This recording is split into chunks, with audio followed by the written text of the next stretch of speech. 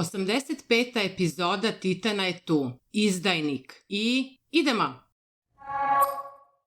Ova epizoda je prilično prosta u onom što želi da postigne. Alijansa je stigla do luke Paradisa, koju drže jegeristi. Opet, kao u prošloj epizodi, Annie, glas razuma, pokušava da osmisli plan. Pošto jegeristi drže Azumabito klan kao taoce, ovo komplikuje situaciju, jel? Izviđači su sad u nezgodnoj situaciji, jer treba spasiti letilicu i Azumabito klan, a oni ne žele da ubijaju jegeriste, jer su im to uglavnom bivši saborci koje znaju još sa treninga. Na komentar o Azumabito klanu se Mikasa nervozno uhvati za zavoj na svojoj ruci. Zavoj koji uvek prikriva njenu skrivenu tetovažu vezanu za njihov klan. Kad kažemo uvek, to zapravo znači da ovaj zavoj magično nestaje i pojavljuje se kada i Sayami i animatorima to ćefne. Crnac pojašnjava da su pripadnici klana neophodni da bi pripremili avion za poletanje. Annie im priznaje kako je ipak verovatno razumljivo da se izviđači ne bore u ovoj bici, da ne bi ubijali svoje prijatelje, komentarišući kako da su izviđači bili namesto ratnika onog dana, izviđači ne bi imali srca da probiju zid. Ovo trigeruje u Raineru ozbiljan flashback Erena, kako mu govori da su svi oni zapravo isti. Kad kaže isti, Eren misli na to da vojnici retko kad imaju izbora da li da prate naređenja, a to je posebno snažno kod dece vojnika ispranih mozgova. Dakle, plan je poraziti jegeriste bez prolivanja krvi, spasiti letilicu i klan i pobeći.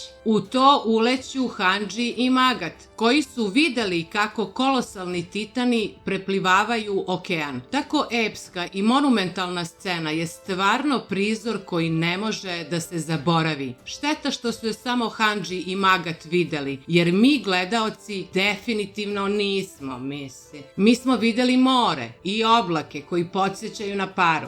Sasuga mapa. Dalje, Magatu je dosta više jelene i on joj lomi ruku u želji da mučenjem izvuče iz nje Erenove planove. Ne uspeva mu, barem ne za sad. Možda da joj nije držao usta zatvorena, možda bi pre nešto saznao. No dobro. Magat se potom izvinjava našim herojima zbog toga što je sinoć dok su kampovali pominjao 2000 godina stare sukobe. Potom ih ponizno moli da ne učestvuju u napadu na jegeriste. Armin odbija i insistira da i oni uprljaju ruke krvlju. No, Armin ipak ima plan. Dok Kiyomi i Flock razgovaraju o politici i životu, Armin i Connie ulaze u luku. Dozivaju Flocka s polja, govoreći mu da su jurili Rainera i Pik i da oni sada beže plivajući. Da bi ih sprečili, treba osposobiti letilicu, što je pre moguće. I govore Flocku da požuri. Kajak. Potom brzo, pre nego što Flock stigne da reaguje, odjašu ka samoj letilici. Tamo Armin i Connie se susretnu sa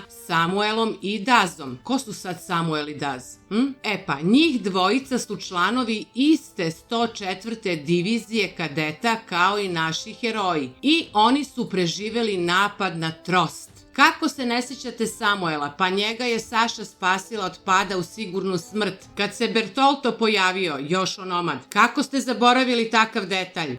Ovde dolazi do veoma napete scene, ispunjene nepoverenjem i zbunjenim nervoznim pogledima. Samuel i Daz im govore kako sumnjaju u njih, jer ima tračeva da su izdali jegeriste, jel? Iako Connie i Armin izgledaju kao deca koja lažu roditelje, Daz i Samuel im nekako poveruju.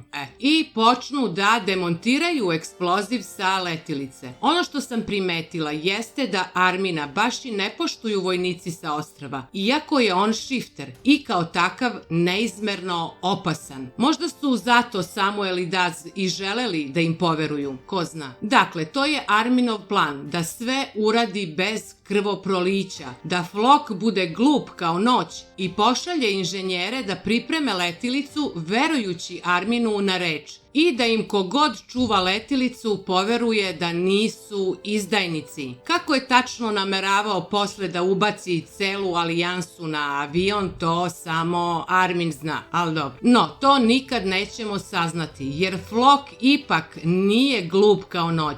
Sumnja u Arminove reči i pomišlja kako je možda ipak najsigurnije da poubija sve inženjere vezane za brod. Na to skoči gospođa Kiyomi, koja očigledno nije više mogla da trpi kako joj ubijaju ljude, i u tišini luke opale prvi pucnji iz pištolja. Ti pucnji se čuju i kod letilice, što čini Arminovu priču još manje verovatnom za jadnog Samuela i Daza. Gospođa Kiyomi drži Floka u poluzi, herojski spašavajući svoje ljude. Ovde bi i ona završila tragično da Mikasa nije čula pucnje pištolja, shvatila da od Arminovog glupog plana nema ništa i uskočila kroz prozor da pomogne. Bije Mikasa ko Sveti Ilija u par dobro animiranih scena. Dalje, sve je lepo osim njenog zavoja oko ruke, koji je sad misteriozno odsutan. Flok uspeva nekako da se iskobelja kroz prozor i onda se u trenu magično teleportuje 30 metara visoko u vazduh i objavi svima da su Mikasa, Armin i Connie izdajnici Paradisa. Prilično loš razvoj situacije za Armina i Conija i njihove laži. Daz samo bez reči krene da popravi detonator, a Samuel upuca Armina izdajicu. Ko zeca, ubi ga. Dalje, Connie pokušava da smisli nešto, ali nikad mu to nije išlo, jel?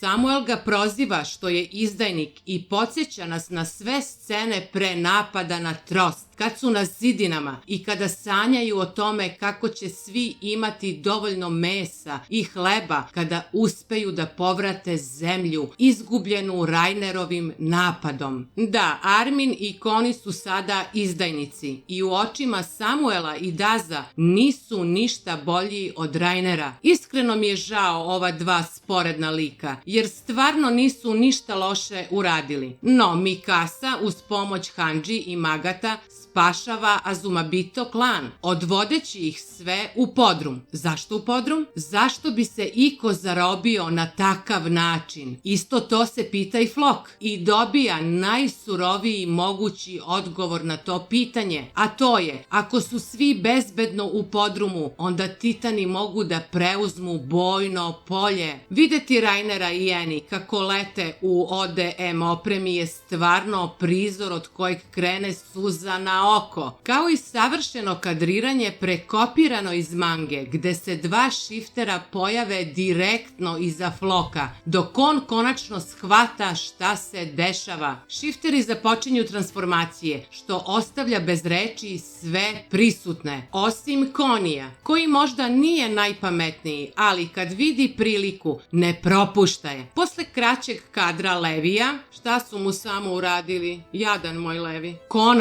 Konačno vidimo ženskog Titana posle toliko godina. Vidimo i Rainera, naravno. Meni se lično svidelo kako su Titani i njihov ulazak prikazani. A kada sam videla da su za dosta scena ženskog Titana koristili drevnu japansku tehniku crtanja, koja se zove klasična 2D animacija, stvarno sam bila oduševljena. Ali opet se mešaju 3D i 2D animacija u prikazu Titana, jel? Tako da stvar nije idealna. Svi su uznemireni zbog borbe šiftera, osim Levija. On se zavalio i mrtav ladan gleda, baš ga briga. Se njemu. Najveći utisak je ostavio Enin pokret kada kreće u sprint i degažira trojicu jegerista. Podsjeća na stara dobra vremena iz davnih epizoda. Za to vreme Connie i Samuel se bore oko pištolja, a Armin skače na Daza da ga spreči da aktivira detonator, jel? Na tomu čak Daz prisloni pištolj na čelo i dalje ne želeći da veruje da su Armin i Connie izdajnici ulici i ne želeći da ih ubije. Na to Armin dobija svoj flashback Bertolta i njegove izjave da neko mora da uradi šta mora da se uradi. No, Connie nema takve probleme, bar ne dok je u afektu. Otima pištolj i ubija i Daza i Samuela, koji moli za milost, dok šokirani i istraumirani Armin i Connie shvataju šta su učinili. Čujemo Bertoltov glas koji zaključuje neko mora da uprlja svoje ruke krvlju i uz Conniejev besan, nemoćan plač i krik završavamo ovu epizodu. Generalno odlična priča, puna kvalitetne akcije. Istina, poneki kadrovi ženskog i oklopnog titana su i dalje 3D, ali videli smo i dosta klasične animacije, koja je stvarno praznik za oči. Ova epizoda se zove Izdajnik i to najviše zbog Armina i Conija, što verujem da je jasno. Njihove scene, kao i scene sa šifterima, su definitivno vrhunac ove epizode i jako kvalitetno izvedeni momenti. Sad samo treba dočekati te dve poslednje epizode, za koje postoji mogućnost da će spojiti u jednu i da vidimo na koju notu će završiti ovu sezonu. Ali o tome drugi put. Toliko o ovoj epizodi Titana. Ako vam se svideo video, like, share and subscribe. Pratite nas i na Instagramu. Pogledajte druge naše videoe. To je sve za ovaj video. Arigato. Vidimo se. Matane.